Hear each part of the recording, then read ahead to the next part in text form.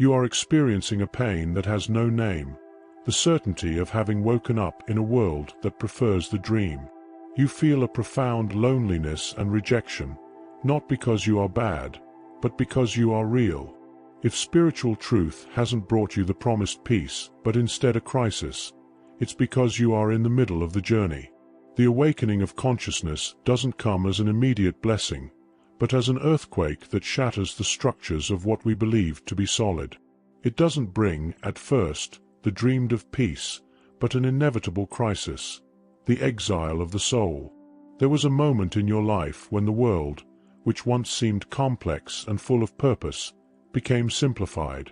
It was a terrifying simplification, where complexity gave way to the perception of its structural emptiness.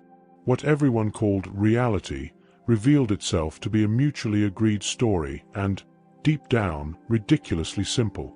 That is awakening, and it is not an immediate blessing. It is a crisis.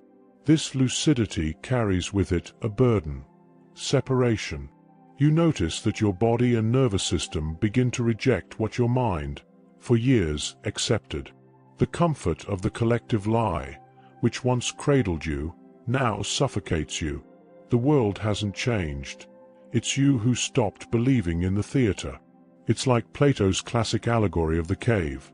You are the one who returns from the light, trying to explain to the chained prisoners that the shadows on the wall are not reality. They see you as a threat, a madman, because your truth shakes the tribal consensus. Your spiritual awakening is not a prize. It is a watershed. And the first consequence is the pain of rejection. The pain of becoming a stranger in the only place you've ever known. But remember, you are not broken. You are in transformation. But this transformation begins with the greatest of all losses, the loss of the comfort of illusion. The first stage of the soul's exile is the breaking of consensus. Life begins to taste inauthentic. It's not a moral critique, but an ethical impossibility to keep playing the game, to pretend enthusiasm for empty things. The problem is that, for most people, this game is the only source of security and belonging. Here lies the fatal choice. Human beings are biologically programmed to prioritize belonging over truth. We were forged by the evolutionary need for group acceptance. Tribal programming. Conformity is a survival mechanism, which is why social rejection causes a pain that is almost physical. When you awaken, you threaten the group's security simply by no longer conforming. Many, upon feeling the first sting of this lucid void, make an unconscious choice. They return to the comfort of the lie. They become hostages of the sunk cost fallacy, the terrible fear of looking back and recognizing they wasted time, energy, and soul in an illusion. It's easier to fall asleep again and justify the life already lived than to face the fact that the foundation of everything was only sand. But the path of the soul requires the opposite. It requires you to kill the persona, that social mask Carl Jung defined as the interface between the ego and society. You cannot have clarity and keep the mask. The awakening of consciousness is, fundamentally, the disintegration of the persona and the end of the theater. What in your life do you keep pretending to accept, just to avoid the pain of admitting that time was wasted? What is the real cost of that comfort? It is precisely when we choose to stop paying the price of that comfort that the second stage of exile manifests, making our new coherence unsustainable for the external world. When the persona disintegrates, you no longer have the ability to pretend. This doesn't make you superior, but unsustainable in the social game. You become what we call the silent threat. The rejection you experience is not personal. The problem is not you, but what you represent, the possibility that the game could be abandoned. You become a collective projection of everything the group needs to deny within itself. The mechanism is profound. The need for transactional conformity is so strong that, when someone manifests unwavering coherence, it generates overwhelming cognitive dissonance in others. They see your integrity and, in an unconscious flash, recognize their own lack of it. Your light exposes the shadow they carry. This exposure forces the system to react, and the primary reaction is conflict and social rejection. Your body, aligned with the truth of being, is seen as a parasite in the social body. Your wounded integrity is proof that your revolution of coherence is shaking the foundation of the collective illusion.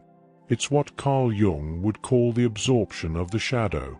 You, by being more awake and ethical, become the lightning rod of the shadow. You absorb the projections, the unintegrated traumas, and the denied parts that society as a whole needs to keep in its unconscious.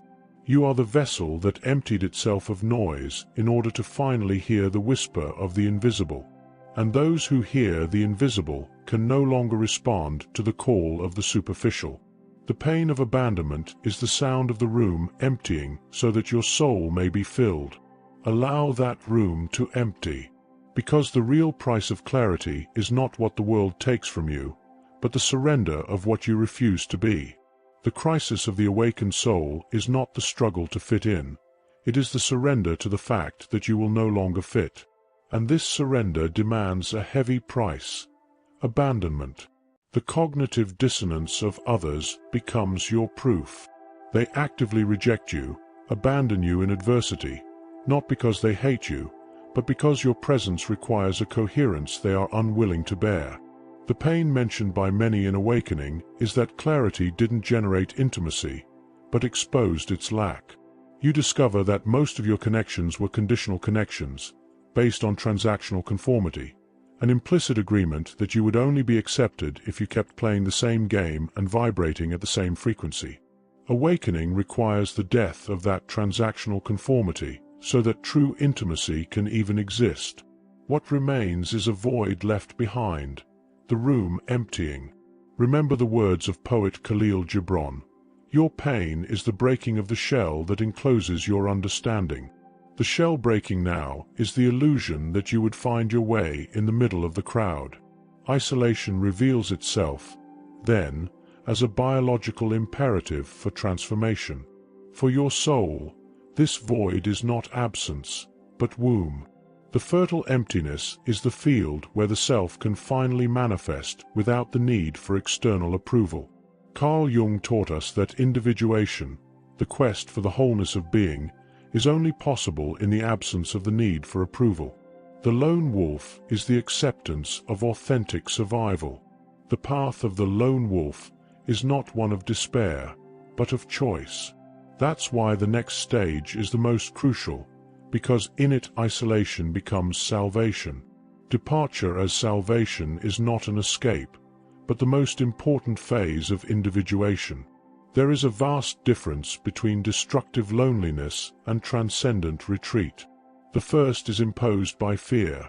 The second is chosen through courage and inner listening. The transcendent retreat is the only path for the manifestation of yourself. It is the moment when your inner agenda, your truth of being, takes command, silencing the noise of the world.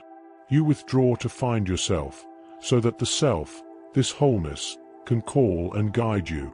The invisible fear you feel when embracing the unknown is only the fear of your old persona no longer being validated. But the awakening of consciousness teaches us that healing lies in the acceptance of what hurts.